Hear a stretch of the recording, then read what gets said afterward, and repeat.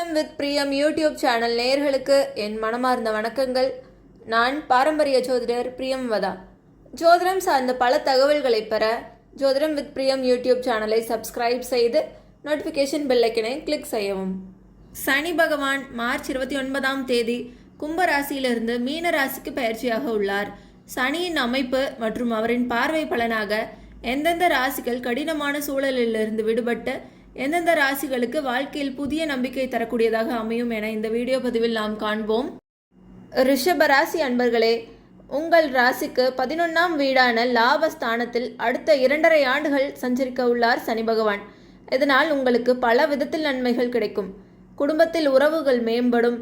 சனியின் பார்வை உங்கள் ராசியின் மீதும் 5 மற்றும் 7ஆம் வீட்டில் விழுகிறது. இதனால் உங்கள் வாழ்க்கையிலிருந்து வரும் பிரச்சனைகளிலிருந்து விடுபடுவீர்கள். நீங்கள் இருக்கும் துறையில் சிறப்பான வெற்றி பெறலாம். சனியின் அமைப்பால் கல்வியிலிருந்து வரக்கூடிய தடைகள் நீங்கும். இந்த ஆண்டு ஜூலை முதல் நவம்பர் மாதத்தில் குழந்தைகள் பற்றிய கவலைகள் ஏற்படலாம். இந்த காலத்தில் குடும்பம் மற்றும் ஆரோக்கியத்தில் கவனம் தேவை. அதன் பின்னர் நிலைமை சாதகமாக இருக்கும். உங்களின் விருப்பங்கள் நிறைவேறும். பணியிடத்தில் மேலதிகாரிகளின் ஆதரவும் பதவி உயர்வும் கிடைக்கும். தொழில் மூலம் பெரிய வெற்றிகள் பெறுவீர்கள். பயணங்கள் மூலம் அனுகூலம் கிடைக்கும். உங்கள் வாழ்க்கையில் முன்னேற்றம் ஏற்படும். நிதி சார்ந்த தடைகள் நீங்கும். புதிய வருமானம் ஆதாரம் கிடைக்கும்.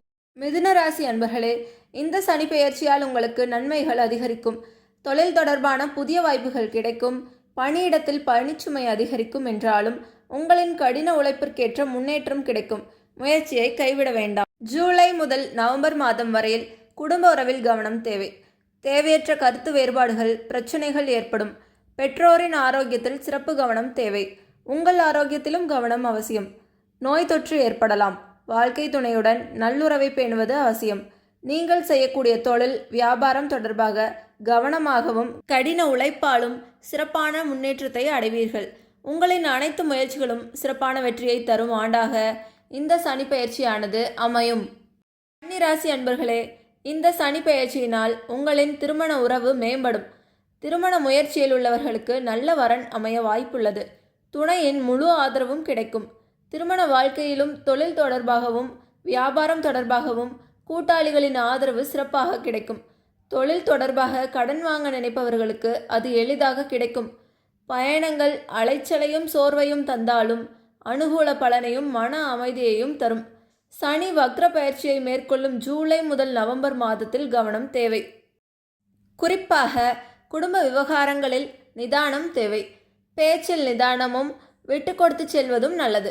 இல்லையெனில் வீட்டின் சூழல் பாதிக்கப்படும்.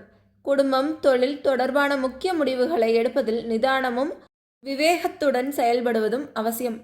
நீண்ட கால முதலீடுகள் விஷயங்கள் நல்ல பலனை தரும். திருமண உறவில் மட்டும் ஏற்றத்தாழ்வுகள் ஏற்படும். சற்று கவனம் தேவை. துலாம் ராசிக்காரர்களே, மீன ராசியில் சனி சஞ்சரிக்கும் 2.5 ஆண்டுகளில் உங்கள் தொழில் வியாபாரத்தில் செல்வாக்கு அதிகரிக்கும். வேலையில் கடின உழைப்புக்கான அங்கீகாரமும் வெகுமதியும் கிடைக்கும். எதிரிகளின் தொல்லை குறையும். உங்களின் இலக்கை அடைய கடின உழைப்பு உதவும். வாழ்க்கை தரம் உயரும். வியாபாரத்தில் போட்டியை எளிதாக சமாளித்து முன்னேறுவீர்கள். இந்த ஆண்டில் சனி வக்ர பயிற்சியை மேற்கொள்ளும் ஜூலை முதல் நவம்பர் மாதத்தில் உடல் ஆரோக்கியத்தில் பிரச்சனைகள் ஏற்படும். சோம்பலை விடுத்து சுறுசுறுப்பாக செயல்படுவதோடு குடும்ப பொறுப்புகளை உணர்ந்து செயல்படவும். நவம்பர் மாதத்திற்கு பின்னர் உங்களின் சூழல் ஆரோக்கியம் மேம்படும். உங்கள் கடின உழைப்பு முயற்சிக்கான வெற்றி கிடைக்கும். இலக்கை அடைய அர்ப்பணிப்புடன் வேலை செய்யவும். மாணவர்களுக்கு சிறப்பான பலன் கிடைக்கக்கூடிய காலமாக இருக்கும். மகர ராசி அன்பர்களே, மீன ராசியில் சனி பயிற்சி ஆவதால் 7.5 சனியிலிருந்து விடுபடக்கூடிய சிறப்பான காலமாக அமையப்போகிறது. கடந்த பல ஆண்டுகளாக அனுபவித்து வந்த பிரச்சனைகள் சிக்கல்கள் தீரும். உங்கள் சிறப்பான செயல்பாட்டுக்கு சமூகத்தில் செல்வாக்கு அதிகரிக்கும். நிதி நிலையை சரியாக நிர்வகிப்பது நல்லது. வருமானத்தை எப்படி சேமிப்பது, லாபகரமான வகையில் எப்படி முதலீடு செய்வது என சிந்தித்து செயல்படவும். புதிய விஷயங்களை கற்றுக்கொள்ள வாய்ப்புள்ளது. உங்கள் வேலை தொழில் தொடர்பாக கடினமான உழைப்பு தேவைப்படும். இதனால் எதிர்பார்த்த இலக்குகளை அடைவீர்கள். இந்த காலத்தில் வருவாய் அதிகரிக்கும்.